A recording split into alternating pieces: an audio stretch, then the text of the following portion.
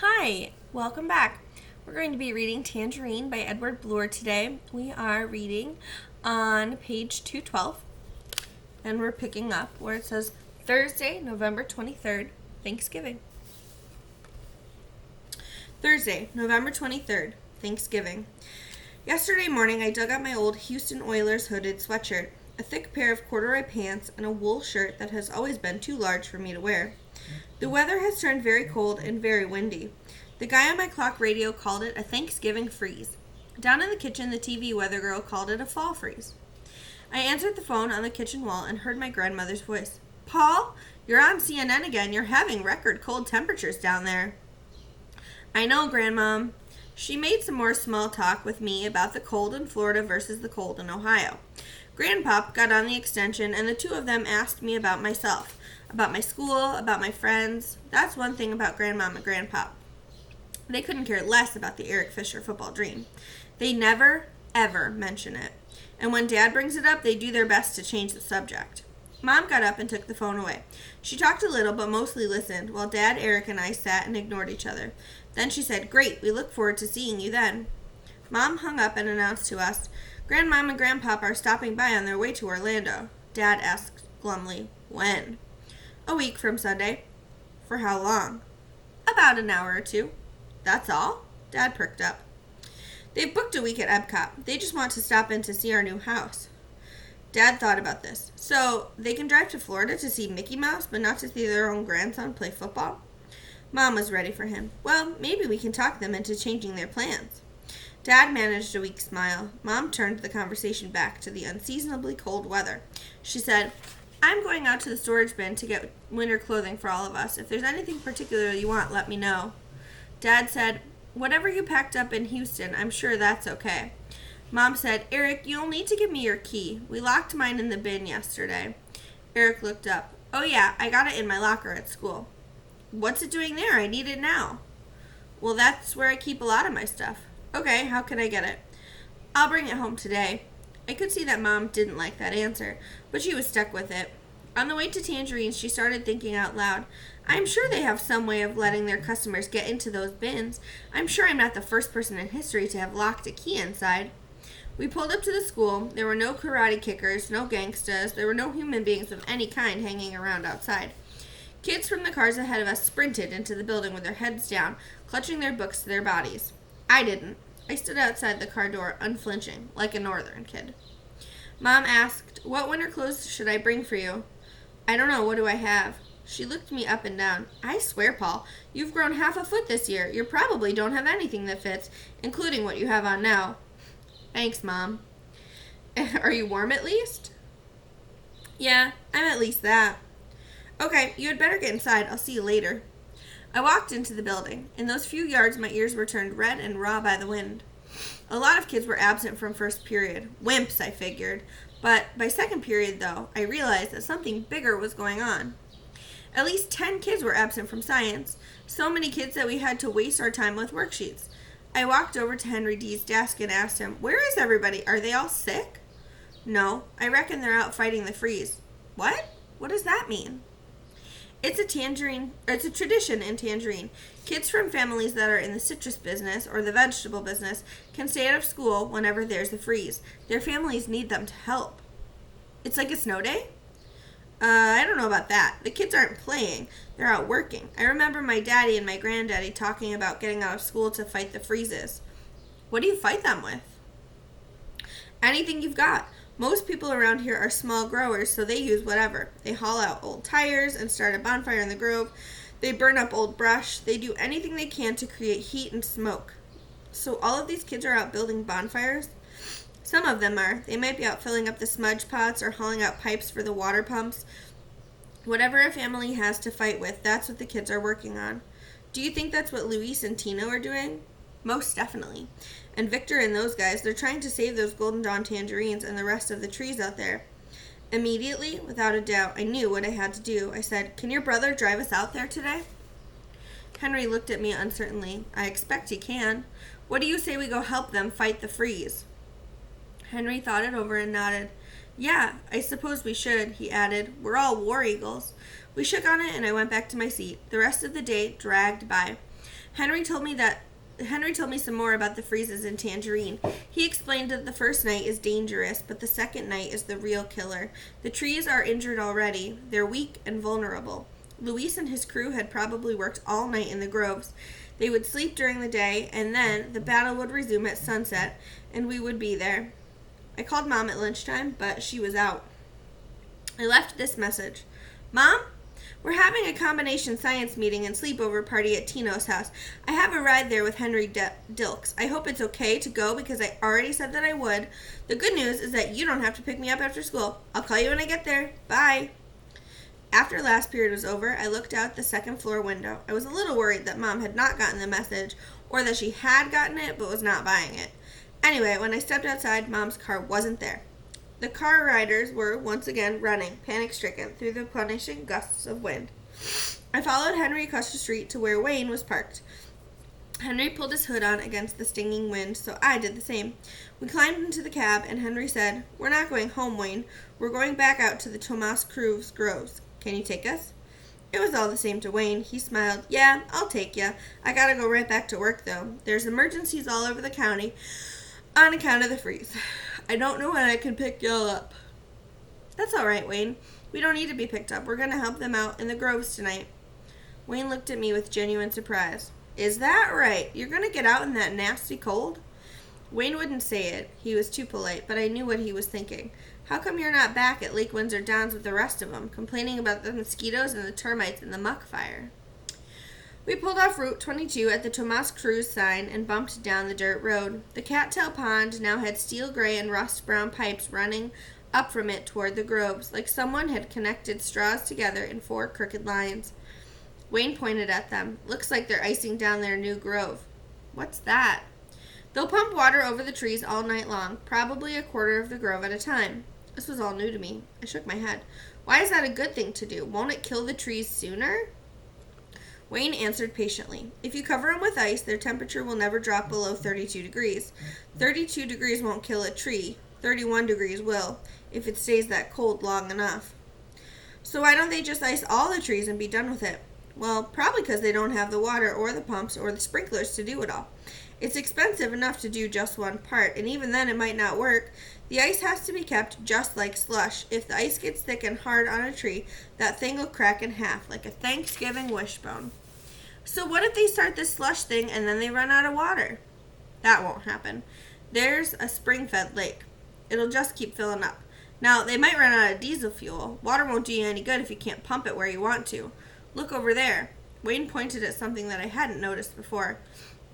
On the rising ground behind the house, barely visible from the road, was a vertical orange tank 20 feet high. It looked like a giant can of frozen orange juice stuck there on its side. That tank is full of diesel fuel. That diesel's your life's blood tonight. We drove around the house and stopped outside the Quonset hut. Luis and his father were standing by the back door. They were both dressed in layers of old clothes, and they both had blue knit ski caps pulled down over their ears. Wayne waved to them and pulled away. Luis said, "What can I do for you guys?" I thought of Luis facing down Eric and his gang at the high school, and I answered earnestly, "We want to help you fight this freeze tonight. We'll do anything we can." Luis looked at Henry, then back at me. His doubts seemed to be directed towards me, and so were his words. "Why do you want to do that?" I didn't know what to say. Was he looking at me as Eric Fisher's brother? Was I now the enemy? Tino came out of the house, and I thought of Henry D's line, and I said, "Because we're all war eagles." Luis turned to his father and said a few words in Spanish. Tomas Cruz walked up to me immediately and stretched out his hand. He said, "Thank you for your help." He shook hands with both of us and continued on into the Quonset hut. Luis says, "Our daddy thinks that's great, but he doesn't worry about the insurance and stuff. Do you guys have your parents' permission to do this?" We both nodded. Finally, Luis shrugged. "Okay, you're on Tino's crew. He'll show you what's up." He looked directly at me like I was the one who was a potential lawsuit. "But you're responsible for your own health and safety, right? If you get too cold, you come into the hut here and you warm up. If you get too tired, you come in and you lie down." Luis went inside, leaving us with Tino. He was dressed like I was, but his sweatshirt said Miami Dolphins. He had a walkie-talkie in one hand and a white bag from Kmart in the other. He was all business. He said, "There ain't no lying down on my crew. You got that?" "Yeah." "Anybody has to do any bathroom stuff or anything like that, you do it now." I half raised my hand like I was in school. I have to make a phone call. Tina opened the door and let us into the Quonset hut. It had been transformed. Most everything that had been in there last week was gone, replaced by hundreds of baby trees, each about a foot high. We marched through them to the far end. The desk was still there, but now it held a big aluminum coffee urn sitting on it, with styrofoam cups, creamer, and sugar spread out around it. I picked up the phone and called Mom. I said, I tried to call before. Were you out at the storage bin? She didn't sound too happy. She said, yes, I was. Did you need Eric's key? No. I filled out a form and the manager let me in. Uh-huh. Mom didn't say anything else. Was she angry at me? Was she going to come and drag me home? I changed the subject. So what's happening there? She paused a moment, as if thinking the whole thing over. Then she changed gears and answered conversationally. Your father bought a case of those fake logs. He's going to get the fireplace going, and we're going to break out the Christmas music. Uh-huh. We'll probably make hot chocolate, too. Too bad you're going to miss it. Yeah. Now, what is this thing, Paul? A sleepover party? Why didn't we have any notice about it? I wasn't invited until today. I half covered the mouthpiece and whispered, I don't know. Maybe I was an afterthought. You don't have a change of clothes. You don't even have a toothbrush. I'll use my finger. There was a long pause, and then a long sigh. Paul, I trust people. I trust them until I have a reason not to. Do you understand me? I understand. There was another long pause and some mumbling. Your father says you have to be back here by 9 tomorrow morning. It's Eric's last game. Okay, you can pick me up at 8 if you like. I hope I can find that place. Look for the sign that says Tomas Cruz Groves. The door at the far end of the hut burst open. Victor, dressed in black sneakers, pants, and a hood, like a cat burglar, walked in, followed by his boys. I said, I have to go now, Mom. Enjoy your fireplace and all. She didn't say anything else, so I cradled the phone. Victor, Hernando, and Mono went right to a stack of shovels that were piled up next to the baby trees. Tino said to Henry, You should have been here last night. We must have hauled a ton of dirt from the old grove to the Golden Dawns. He pointed to the stack and said, Grab a shovel. Then he held up his Kmart bag. Check it out. Tino dumped out a pile of thick black work gloves onto the desk. Everybody grabbed a pair and pulled them on. Tino was smiling. I bought 20 pairs of these gloves for you boys with the delicate hands. Victor said, Yeah, I'll mess up your face with some delicate hands. Tino said, My daddy and my Uncle Charlie are out in the Cleopatra Grove starting the fire. They're going to call us out to haul tires and brush. Luis is going to stay in the new grove and run the pumps. He's going to call us to chop ice off the trees. He smiled at Victor. In our spare time, we're going to do what we did last night. We're going to keep the Golden Dawns packed with dirt. Then Tino extended one gloved hand toward us and held it there, just like Victor did before each soccer game. We crowded in and put our hands on top of his. He said, You know what's up. Time and temperature. Luis says it's going to be 10 hours of hard freeze tonight. Trees are going to die no matter what we do, but we got to save what we can. Victor said calmly, Let's do it. And the circle broke up. We filed outside with our shovels into the cold sting of the wind. The sun was dropping in the sky. The temperature was dropping too. We headed into the old grove of trees, now bare of fruit, the grove of the Cleopatra tangerines. Their leaves seemed to be withering, shriveling. We walked through the sights and smells of last night's battle to a high point of land. Tino gestured in a slow circle. Check this out. The trees in this spot were tall, weathered, and cracked. Haunted house trees. Luis says to use these to keep the brush fire going. Daddy and Tio Carlos will do the chopping and we'll do the hauling. Tino looked at Henry D. These trees are all dead. We call them the lightning trees. They're at the highest point in the grove, so they get sapped by the lightning. They've been dead for years. We don't chop them down, though, because they act like lightning rods. I hope we'll get away with just chopping down 1 or 2 for the fire tonight. Tino started downhill, and we followed. Henry pointed out a line of metal contraptions that were about 4 feet high. Each had a wide, round base and a narrow stovepipe sticking up from it. Those are the smudge pots. Wait till you see them when they're burning. Fire comes shooting out of the tops of them.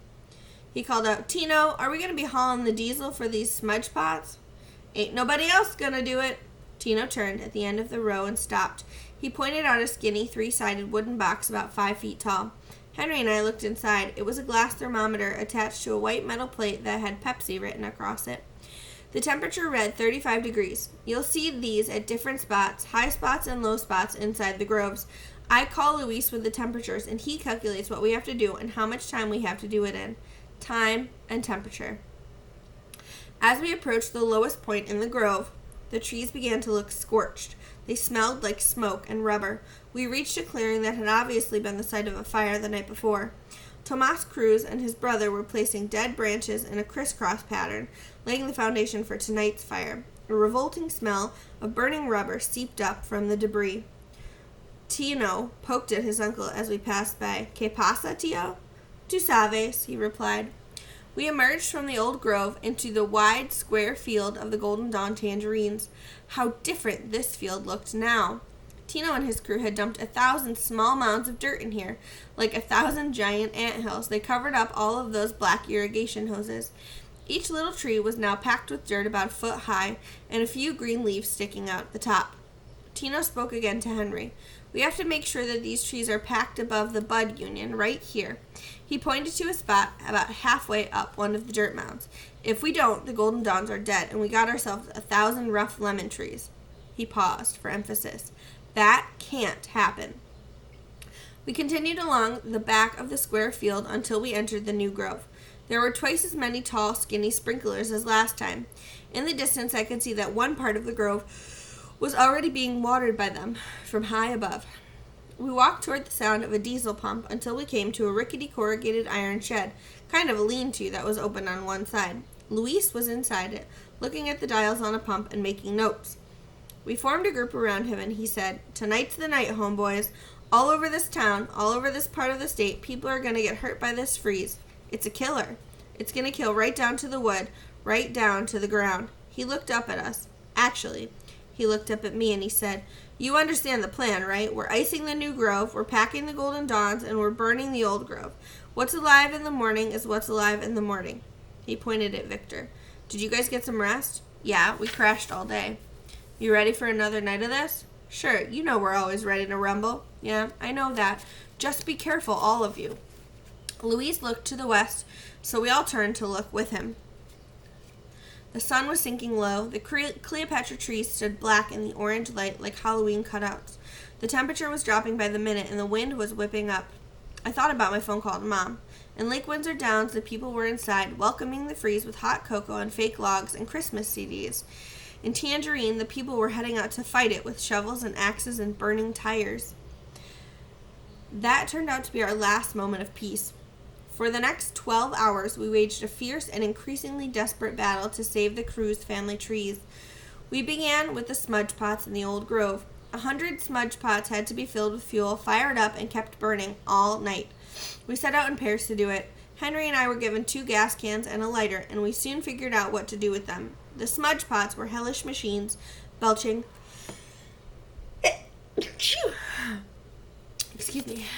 foul smoke and shooting a dangerous wild flame out the top like upside-down rockets. We made hundreds of trips to the big orange diesel tank.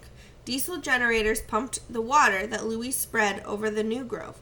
Diesel generators lit the new grove and the Golden Dawn field. Whenever we weren't responding to a crisis, we were hauling diesel.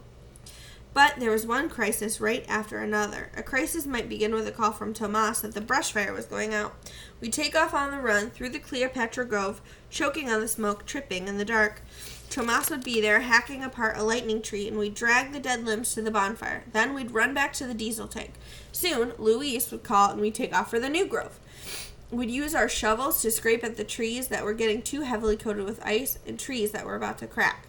On and on it went like that, repacking dirt, hauling tires. We battled against the ever-dropping temperature, 30 degrees, 28 degrees, 26 degrees, but we were losing. The fire in the old grove was blazing high and wild, scorching the leaves off of anything near it. By midnight, we had chopped down 4 lightning trees. The ice was forming too rapidly in the new grove. The coatings on the trees were too thick. The loud cracking sound of trees splinting off branches like amputated limbs, or splitting in two like they'd been poleaxed, hung horribly in the frozen night air. We were losing. For all of our frantic efforts, the temperature continued to drop. It must have been about 2 o'clock when I saw Tino and Victor standing in front of one of those Pepsi thermometers. Victor was screaming at it. 24 degrees? 24 degrees? It was like his frozen breath was spelling out the awful words. Tino got off this walkie-talkie with Luis and announced, "Luis says this.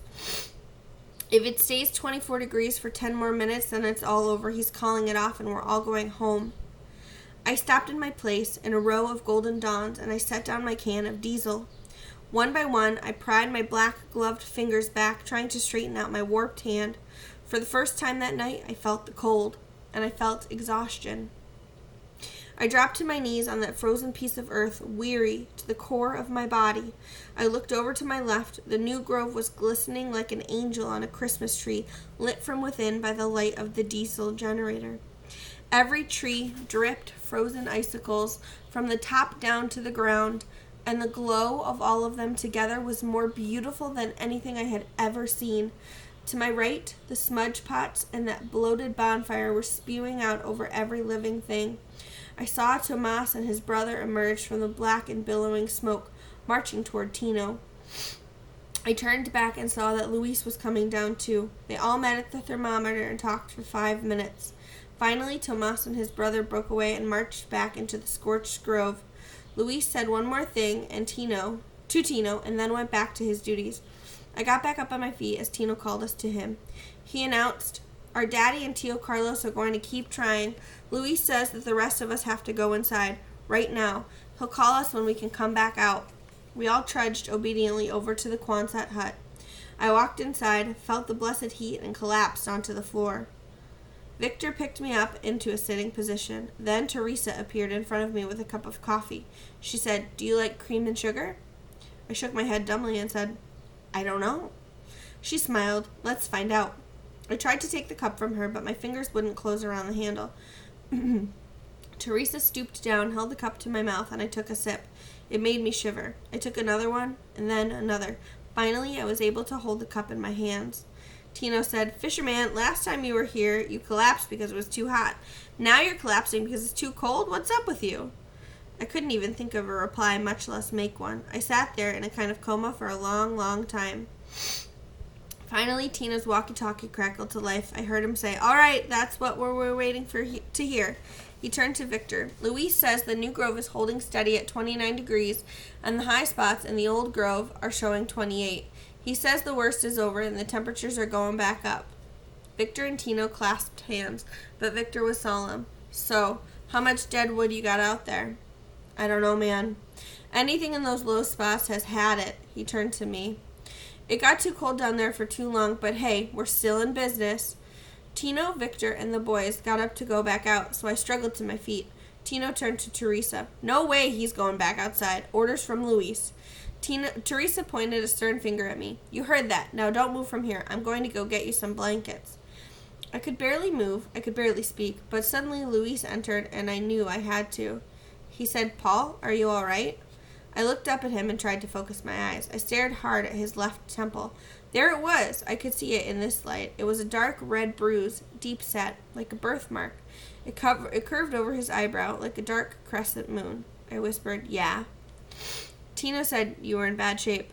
I was a little frozen. "I'm okay now." "Do you want to go to the hospital?" "No way. I'm feeling better already." He studied me doubtfully. I blurted out, "Listen, Luis, we only have a couple of minutes, and I have to tell you something. I saw you at Lake Windsor High School. I saw what you did." Luis straightened up. "I saw you face down Eric and those other guys, and I saw Arthur Bauer hit you with the blackjack." His hand moved automatically up to his temple. "Is that what it was?"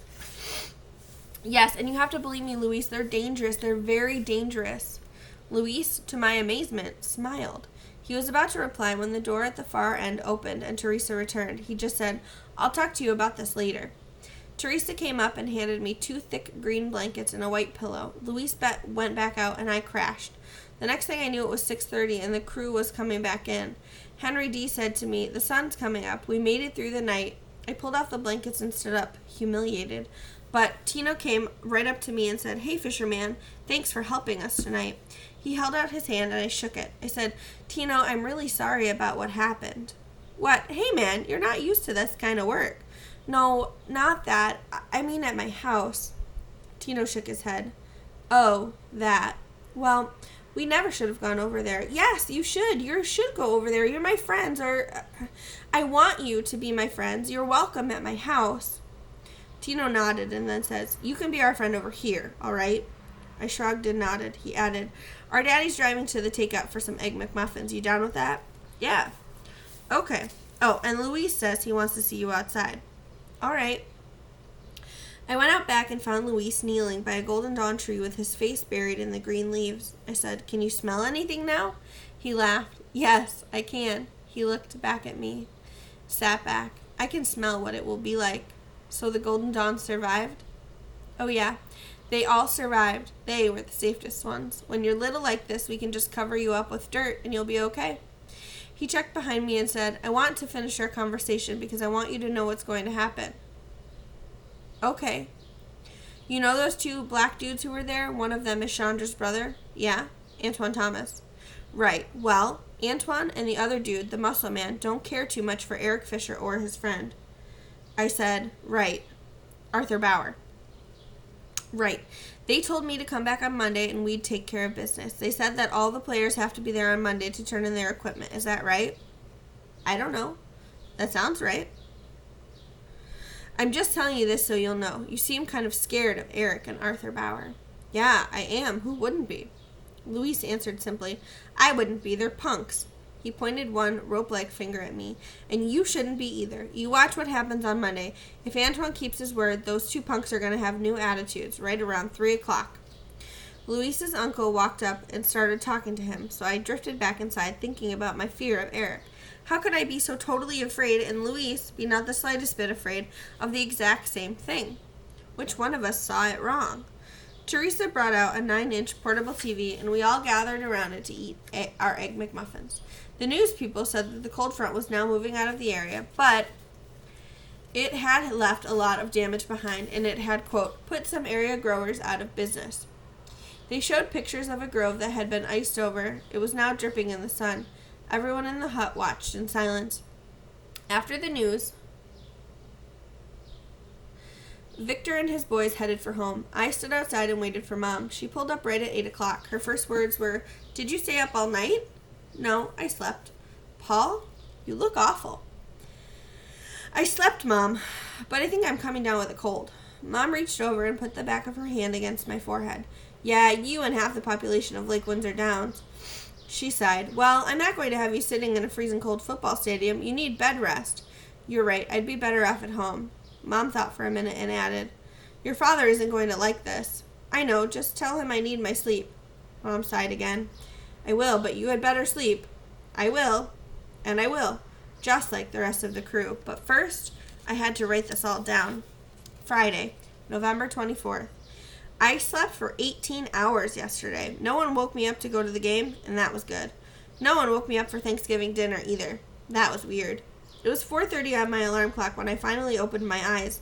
I lay there in the dark for another hour and then got dressed and went down to the kitchen. I was starving. As I was finishing a turkey sandwich, I heard the sound of the newspaper plopping out onto the driveway. I walked outside. The air was cold, but nowhere near freezing. The wind was blowing from west to east, blowing the smoke of the muck fire through the starry sky. I walked back inside of the Times and sat on the floor of the great room. The headline of the sports section was, "Lake Windsor defeats Tangerine." Underneath that, it said, "Antoine Thomas throws for 3 TDs, runs for 2, and 30-0 rout." I started to read about it, but then Dad wandered through in his pajamas on the way to the kitchen. He stopped and scowled at me. He said, "I thought you had a cold. I don't hear any coughing or sneezing." I answered, "Sorry, Dad, but I'm feeling better today." We locked eyes for a few seconds, then he continued into the kitchen. When he came back out, he had a cup of coffee, and he had lost the scowl. He sat down on the floor next to me and began to talk about his favorite subject. "You didn't miss much of a game. You know that big center, Brian Baylor? Is he the one who hangs out with Antoine?" "Right. He's been snapping the ball perfectly to Antoine all year. Yesterday, I guess he forgot how. The kicking game stunk to high heaven. It was all because of him. I think Coach Warner should have benched him." Dad pointed to the sports section. "Do they even mention Eric in there?" No. They just say that the score should have been higher, but Lake Windsor missed all 5 extra points." Dad's eyes shot fire. "Missed extra points? Is that what it says? Eric didn't miss anything. He never even kicked the ball. The ball never got anywhere near him. Brian Baylor made 5 bad snaps in a row." I couldn't resist. I said, "Well, at least we won. That's the important thing." Dad didn't even hear me. He was shaking his head back and forth. It would have been nice to finish the season on a high note with a big game, but this Baylor kid ruined it. He took a sip of coffee. I don't know, maybe he just wasn't used to snapping the ball to Arthur. Arthur? You mean the coach actually put Arthur Bauer in the game? Oh, yeah, he put all the seniors in. It was their last game, and it was a blowout. Of course he was going to play them all. He pointed at the paper. Is Antoine the big story? Yeah, he's pretty much the whole story. Dad brooded about that. He finally said, it's like Brian Baylor did it deliberately, like he wanted to make Eric and Arthur look like fools. All 5 snaps were wild. They were high or wide, or they bounced before they got there. He made Arthur jump for them or dive for them or chase them down. The last one went so high that Eric had to run it down himself and fall on it. If those Tangerine linemen had been faster, Eric could have gotten hurt. I thought, just wait until Monday, Dad. Eric is going to get hurt. Arthur Bauer, too. We heard Mom in the kitchen rattling some pans, so Dad got up and joined her. I turned to page 2 and saw a large composite photo with the caption above it, All County Middle School Soccer Team. I studied the names and faces. I knew them all. 4 were from teams that I had played against, and the other 7 were from teams that I had played on. The faces of the players, actually their school photos, were arranged in 3 rows, the way that a team would pose. Under each photo were the player's name, school, and position. One face, however, was missing. Across the top row, the strikers included Maya Pandy, Gino DeLuca, and Tommy Acoso. The middle row of halfbacks included Victor Guzman and Tino Cruz. Across the bottom row, one of the fullbacks was Dolly Elias, and the goaltender was Chandra Thomas. It was Chandra's face that was missing. There was an empty frame where her photo should have been. I stared at them for a long, long time. Did I want my own face to be up there? Yes, I did. Did I want to change what had happened to me this season? No, not a minute of it, not ever. Chandra had earned her place on this team. I wondered if she felt proud to see her name, if not her photo, in the Times. I walked out to the kitchen, found the scissors, and started to cut it out. Mom and Dad looked up. Dad said, "What's that?" "The all-county middle school soccer team." "Yeah, are you on it?" That question really hit me the wrong way. I couldn't believe he had asked me that, and yet it was so typical. I answered, "Sure I am, Dad. They picked me as the all-county bench warmer." He looked annoyed. He sounded annoyed, too. "Come on, Paul. Did you make the team or not?" We locked eyes again. "How many games did I play in, Dad?" He pulled back. "I don't know." "What position did I play when I did get into a game?" "How am I supposed to know that?" "Okay, here's one. How many field goals did Eric kick this year?" He stared at me, and then he blinked rapidly. "All right, your point is taken." "What's that supposed to mean?" "It means I understand what you're saying. You're saying that I know everything about Eric's season and nothing about yours. You're right, and I'm sorry." Mom looked at him with interest. All I can say, in my own defense, is that this was the critical season for Eric. College recruiters are watching him. A lot is riding on this season. His entire future in football is riding on it. Mom asked quietly, "What if Eric has no future in football?" Dad stared at her blankly, so she repeated, "What if Eric has no future as the place kicker for some big-time college football team?" Dad let out a short, uncomfortable laugh. "What are you talking about?" He looked at Mom, then at me, as if we had lost our minds. Or worse, as if we had forgotten the Eric Fisher football dream. He said, as if to 2 morons, "Eric can kick a 50-yard field goal." Mom continued, "I know he can. What if that's not enough?" Dad answered calmly, "Well, that's not enough. You have to have good grades. You have to show good character." Mom looked down at her coffee.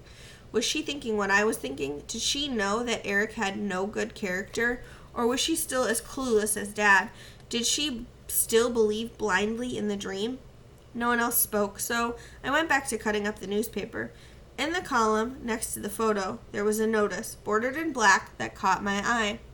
The annual Senior Awards Night at Lake Windsor High School will be held on Friday evening at 7:30 p.m. in the school's gymnasium. This year's ceremony will include the dedication of a laurel oak tree to the memory of Michael J. Costello, the Lake Windsor football captain who was killed by lightning on September 5th. I said, "Do you two know anything about the Senior Awards Night next Friday?" Dad was still trying, unsuccessfully, to make eye contact with Mom. He answered, "Sure, we'll all be going. They're honoring Mike Costello, and all of the other senior players, of course. Bill Donnelly is going to be the master of ceremonies." I folded the sports section back up and handed it to Dad. The phone rang and Mom picked it up. She looked concerned. She said, "No, we just got up. We haven't been outside at all." Then she said, "Oh my God." She got off the phone quickly and pointed at me. "Paul, you're dressed. Check all around the house, all around the outside." "What's wrong?" "That was Sarah from next door. She said somebody has smashed up all the mailboxes and spray painted all over the wall." I went out through the front door. Mom hurried to watch me through the side window in the great room. I saw our neighbor's mailbox first. It was smashed all right, like an aluminum can, and it was hanging by a thread from its pole. Then I looked over to where ours should have been. All I saw was the pole, bent at an acute angle. There was no trace of the mailbox. I looked up and down the street. About every other mailbox had been smashed, probably by a baseball bat. Then I went into the backyard. There was no paint on the inside of the wall, so I climbed up on top of it and vaulted over. I hit the ground and turned around and saw it. Swirling lines of white paint like fake snow against the gray of the wall. I was too close to make out what it said, so I started to back across the frozen mud ruts of the perimeter road. The wind was whipping up. The smoke was in my eyes and my nose. I had to back all the way across before I could read the message. It said, "Seagulls suck." I'm not sure what happened next. I stood there staring at the sight, breathing in the stench of the muck fire, and I started to get the feeling. I started to remember something. Some place. Where was it? The wind raised up brown clouds of dirt from the perimeter road and mixed them with the black clouds of the muck fire. The sun started to darken like the moon was passing in front of it, and I started falling backwards, as straight and as stiff as a tree. That's how Dad found me, stiff and unconscious. He had to pick me up and carry me across the road. He started yelling over to Mom to bring the Range Rover around. I remember telling him, I'm okay, and I was, pretty much, back to normal by the time they got me onto the couch in the great room. Mom said, "I'm going to call a doctor." I said, No, really, I'm all right." Dad was totally stressed out. He started yelling at me like it was my fault. "What happened to you? What did you do? Did you walk into a car?" I said, No, nothing like that." Mom put her hand on my forehead. I said, "I don't know. I can't remember. I really can't remember." Mom looked into the backs of my eyes. Then she said, "This is all my fault. You had a cold to begin with, and then I sent you out into that disgusting air." She started into the kitchen. "I'm going to make you some tea." Dad stared at me for a few more seconds. Then he joined Mom in the kitchen and talked to her about the mailboxes and the spray paint. He said, "I bet the kids from Tangerine High did it after yesterday's game. They were mad about getting blown out like that." He's probably right. Mom brought me a cup of hot tea with lemon. All day long, she and Dad kept looking at me and asking how I felt. I kept saying, "Okay." That was true, and yet it wasn't. The whole truth is, I feel very weird, but I can't say why. I can't remember why. Not yet.